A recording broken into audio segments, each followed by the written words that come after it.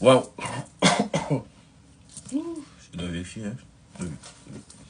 Bon, c'est ça là. Et je viens d'apporter comme... comment je peux dire ça? Une sorte de...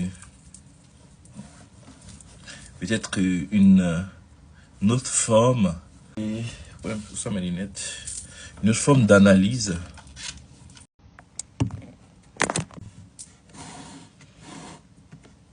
Waouh. Je dois vérifier. Hein. Oui. Bon, c'est ça là. Et je viens d'apporter comme... comment je peux dire ça? Une sorte de... Peut-être une autre forme. Et... Ouais, pour ça mes lunettes. Une autre forme d'analyse. Je vais présenter aujourd'hui une autre personne très intéressante qui s'appelle Godelier. Godelier, c'est... Moi, ce qui m'étonne, Godelier, c'est comme il a fait les mêmes parcours, quand je dis parcours, les mêmes démarches que Moss. C'est après qu'il avait lu Moss. Et non, je ne peux pas recevoir les personnes. Et après qu'il a lu Moss, oui, des fois c'est de manière volontaire, mais aussi l'État, lui aussi, il a cette responsabilité-là aussi de forcer les personnes les plus aisées à distribuer leurs richesses juste sous forme de dons. Donc, il a même dit que,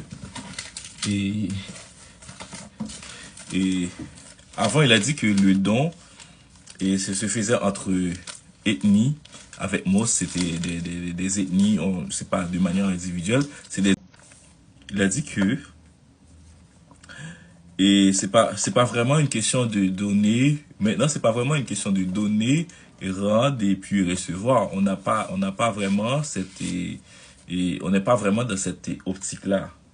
On donne juste pour donner. C'est sûr que cette question de est-ce qu'on donne sans qu'il n'y ait pas comme comment je peux dire ça?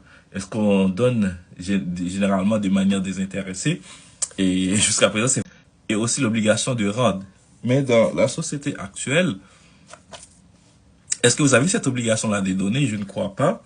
Peut-être c'est par question de solidarité et ou et peut-être par et comment je peux dire ça?